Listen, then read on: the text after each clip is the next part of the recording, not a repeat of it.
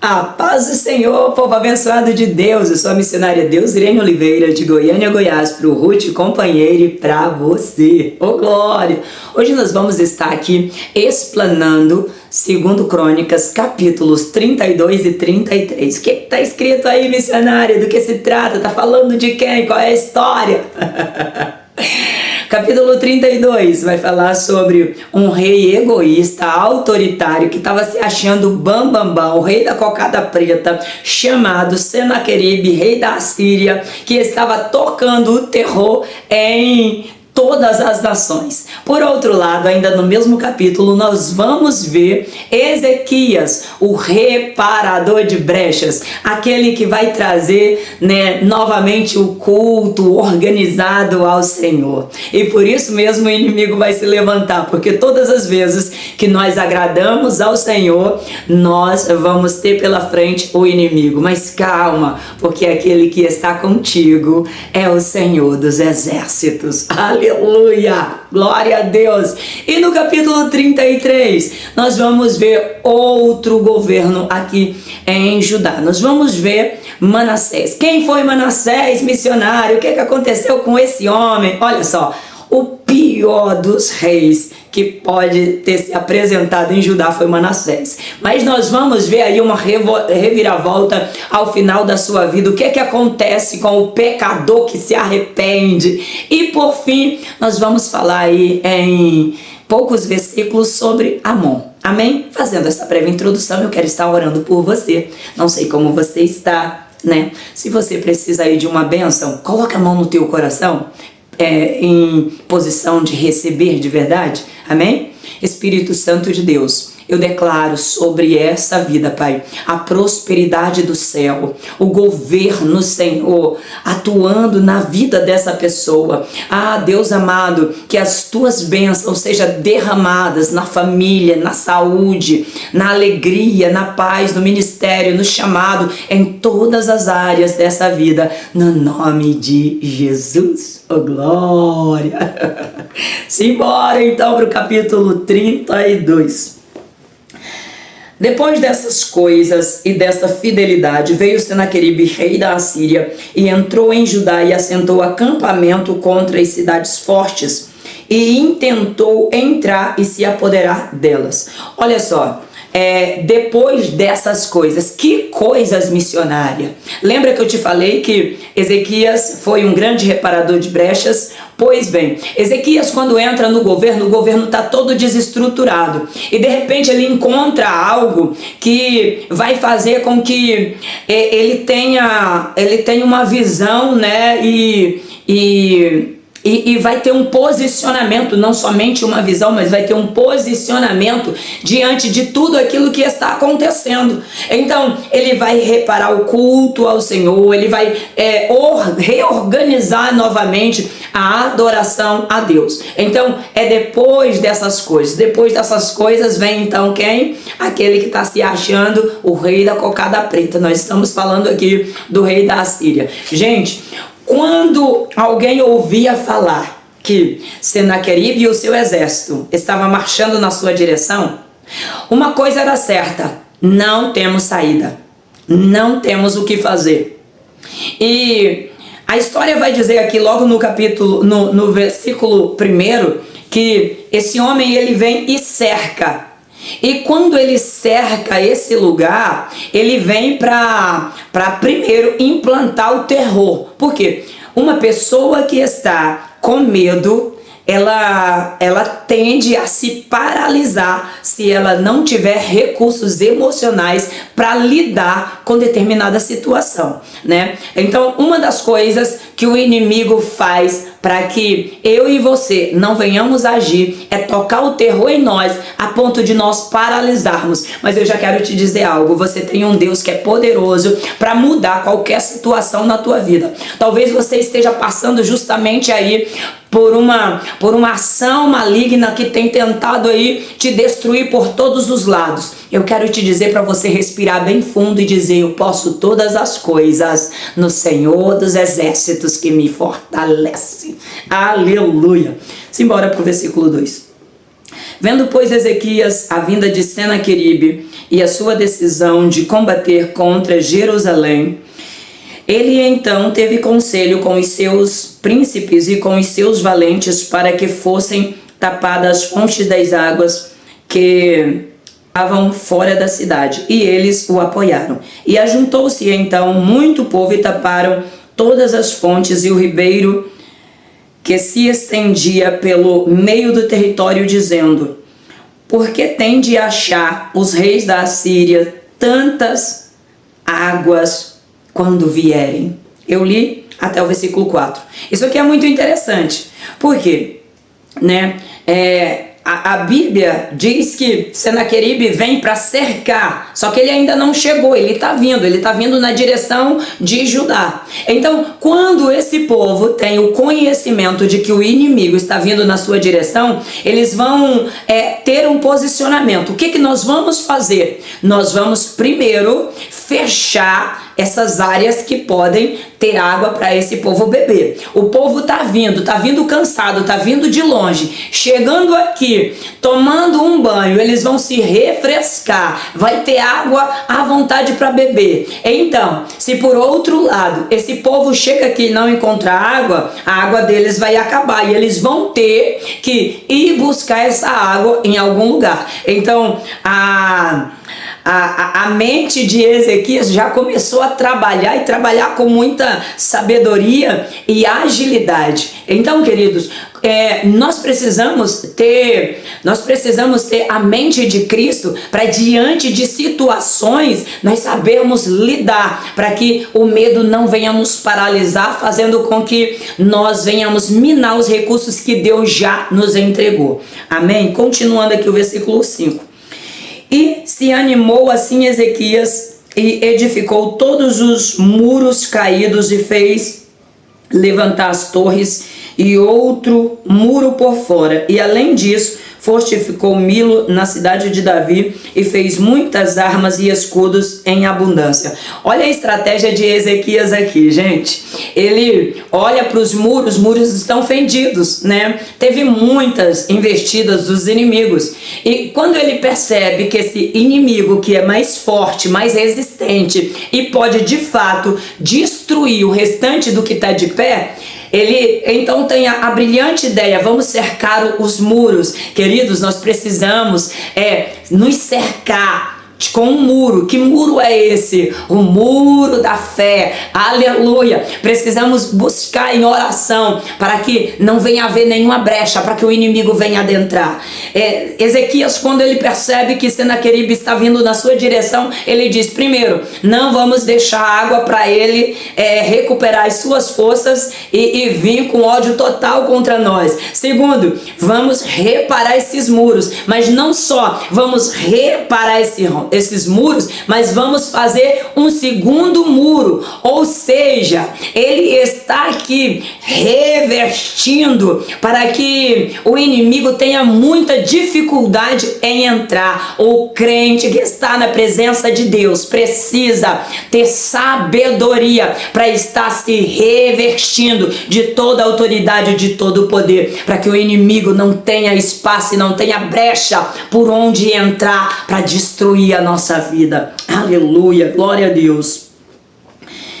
E pôs, versículo 6, e pôs capitães de guerra sobre o povo e os fez reunirem assim na praça da porta da cidade, e falou ao coração deles dizendo: esforçai-vos e vos conforteis, não temais, nem haja medo do rei da Assíria em vós, nem de toda a sua multidão que com ele vem, porque são mais os que estão conosco do que os que estão com ele.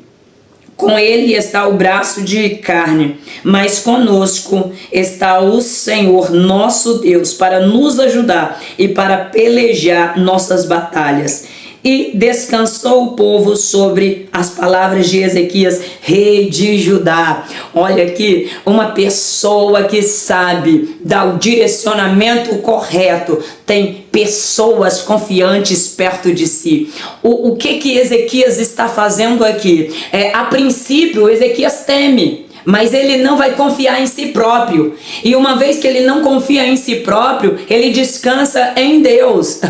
Isso aqui é maravilhoso, porque o que ele aprende de si, ele vai repassar para os demais. E aí ele chega ali diante da porta da cidade, né, que era o lugar do encontro, que era o lugar onde se resolvia todas as questões ou as questões mais importantes na época, e ele fala para o povo: não tenha medo. Ou seja, não se acovarda, porque com ele está vindo a força humana, com ele está vindo cavalos, está vindo carros, está vindo soldados, mas conosco está o Senhor, e no Senhor nós podemos confiar, e no Senhor nós podemos descansar. Que você nessa hora descanse em Deus, saiba que é dele que vem a tua força, saiba que é dele que vem a estratégia, e é nele que está a nossa confiança para seguirmos adiante.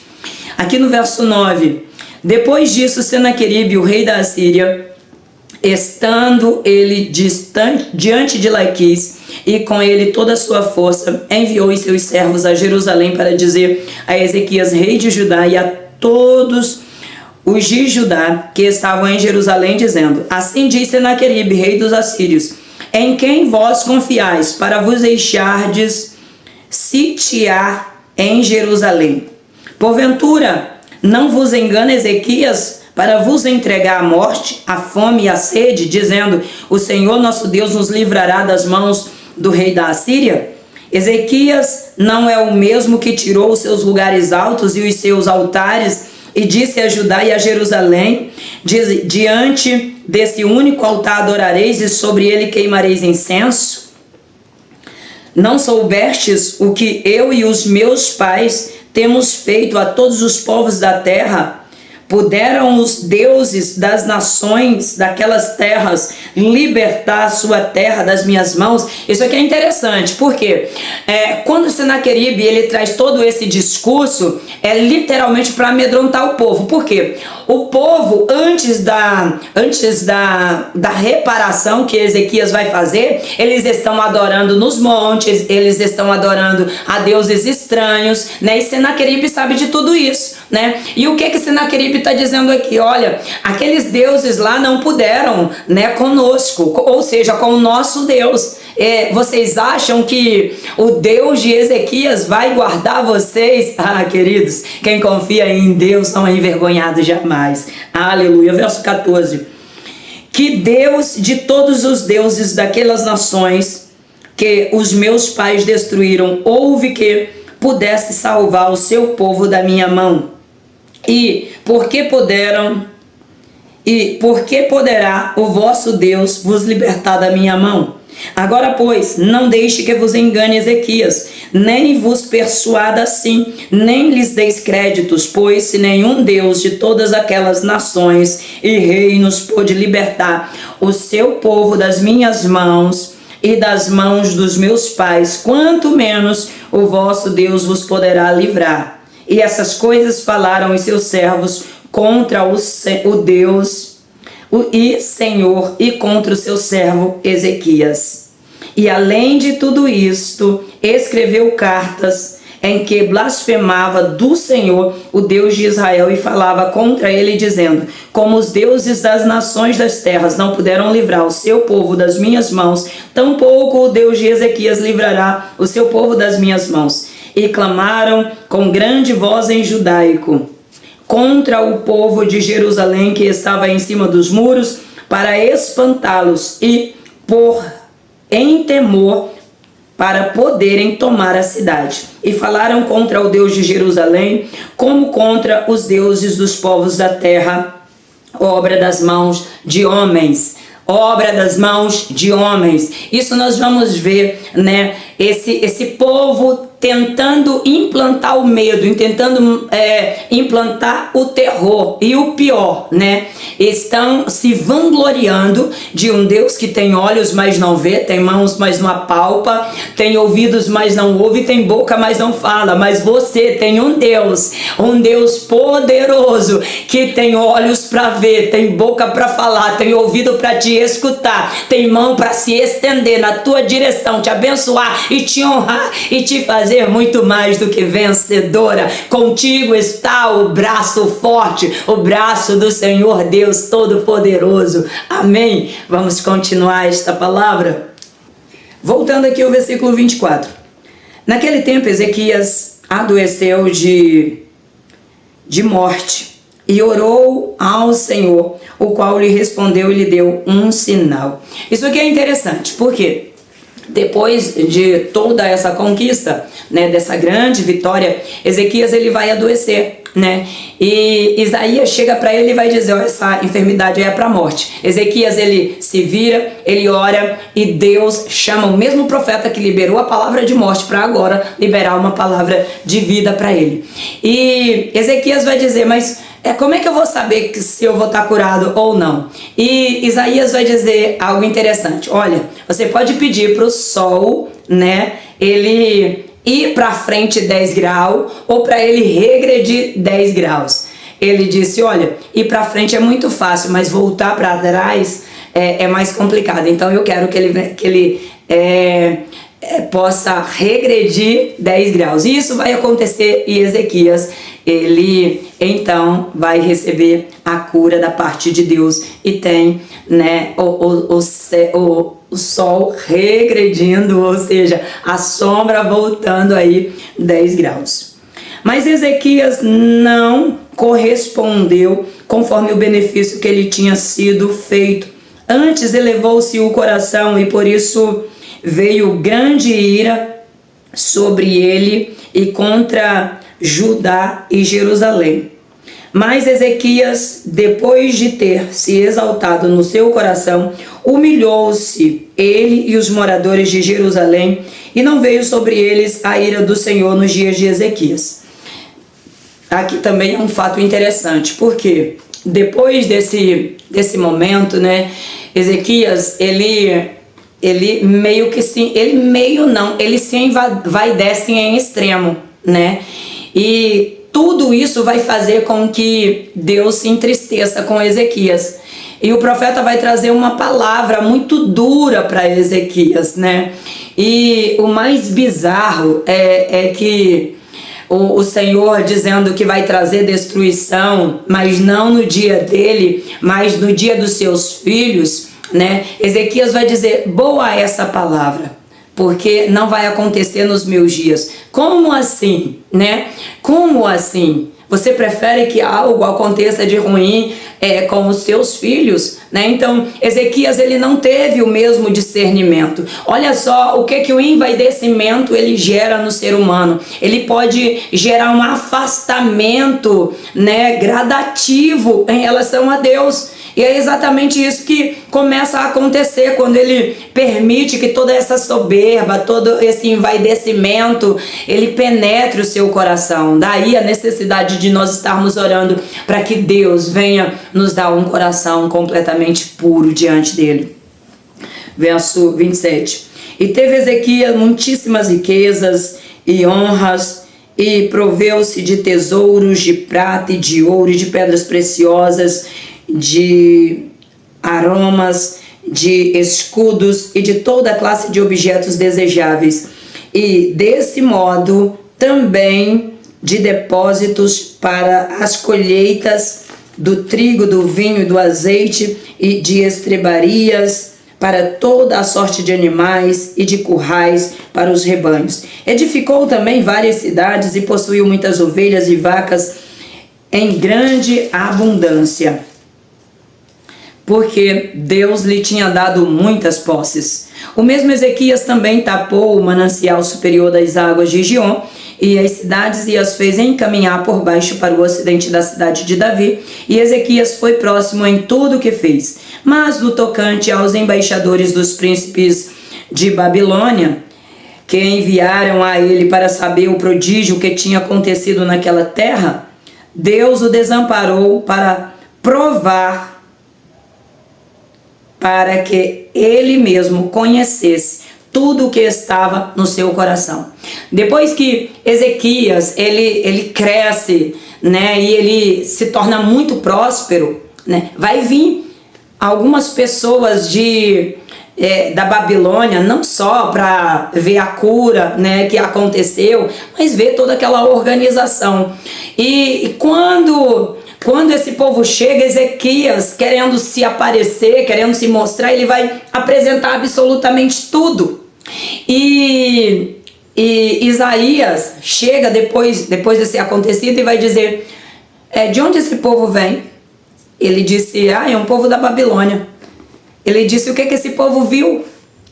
Ele vai dizer, não tem nada que eu deixei de mostrar, ele viu tudo. Ele, pois é, Ezequias, por causa dessa tua negligência, esse povo vai vir e vai destruir tudo que viu, não vai deixar nada. Tudo aquilo que ele viu será levado para a Babilônia. Olha que peso terrível. Vamos continuar aqui. Outros dos atos de Ezequias e das suas boas obras, eis que tudo está escrito na profecia de Isaías, o profeta, filho de Amós, no livro dos reis de Judá e de Israel. E dormiu Ezequias com os seus pais e o sepultaram entre os mais destacados sepulcros dos filhos de Davi, honrando-o em sua morte todo o Judá e os de Jerusalém, e reinou em seu lugar Manassés, o seu filho.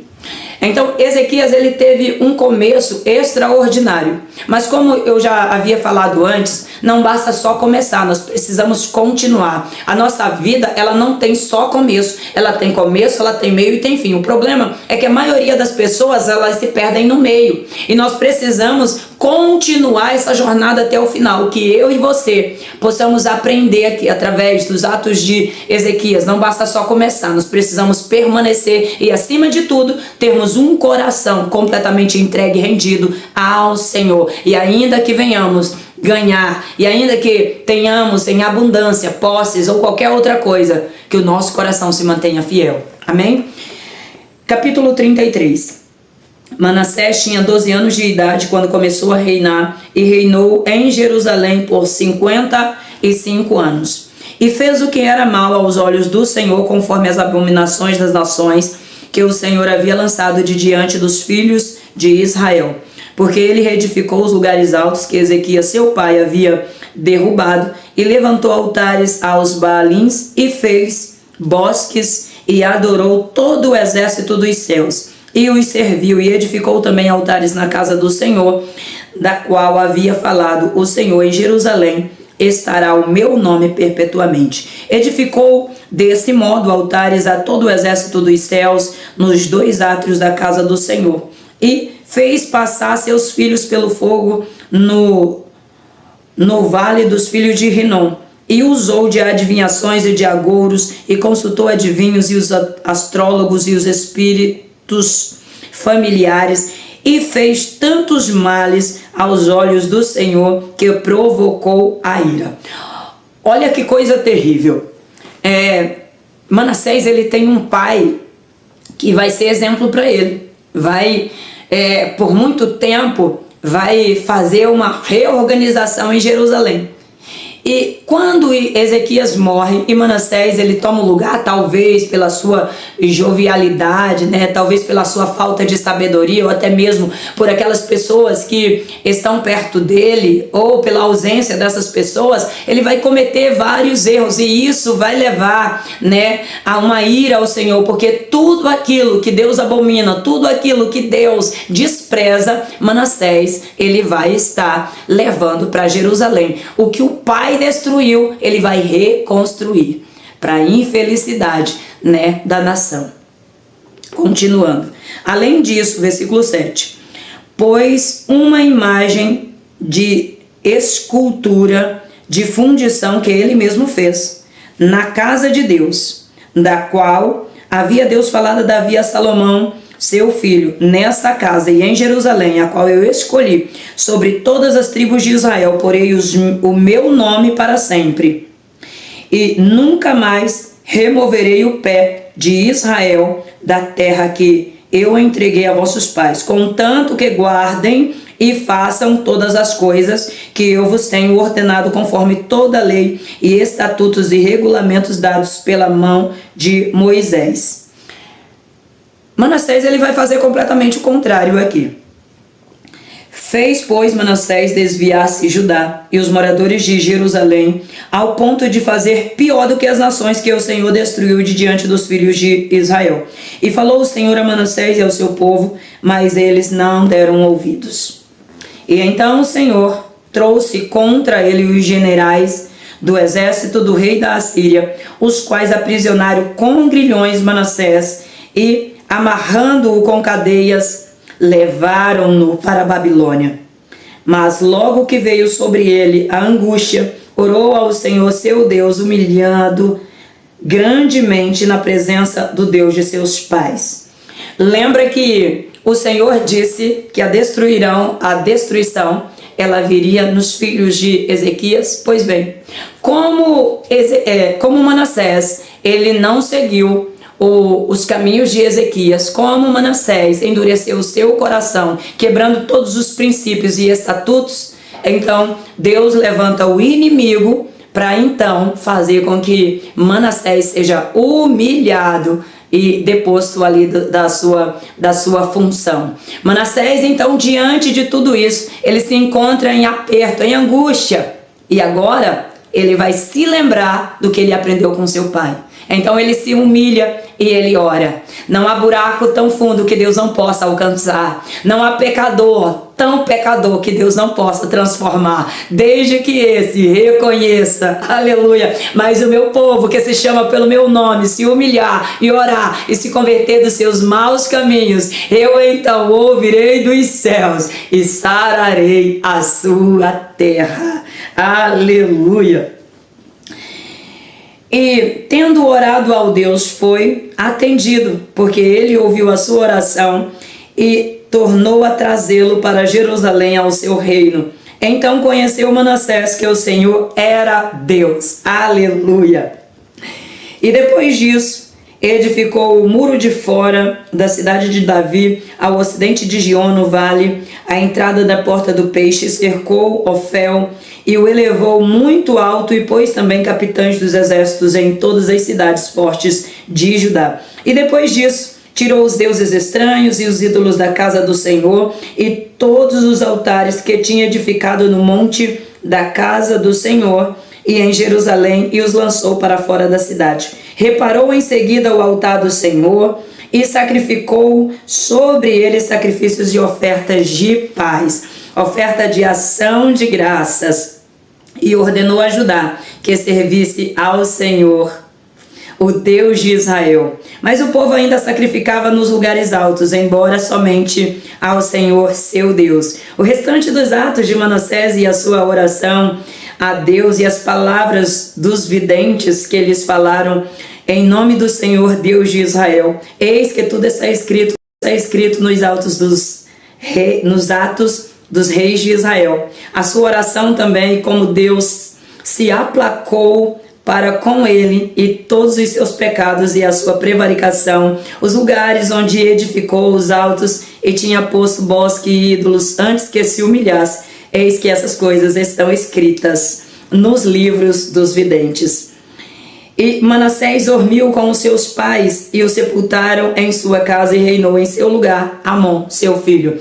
Deus, ele olha para o meu e para o teu coração. Olha só, a história de Manassés, ela começa completamente torta. E por algum tempo ela vai permanecer muito torta. Mas diante da angústia, Manassés, ele se volta para o Senhor e se arrepende. E Deus, ele sempre vai olhar para um coração arrependido. É por isso, queridos, que Deus, ele nos ama. E ele nos ama com um amor tão grande que ele nos alcança. E todas as vezes que nós erramos, que nós falhamos, e é por isso, talvez tenha alguém aí que cometeu um pecado e aos seus olhos está dizendo, Deus me rejeitou porque esse pecado aqui é muito grande. Eu quero te dizer que se você se apresentar diante de Deus com um coração quebrantado, se humilhando, Deus vai olhar para você, vai não só te dar o perdão, mas vai te dar um novo recomeço para que você comece uma nova história. Assim como ele foi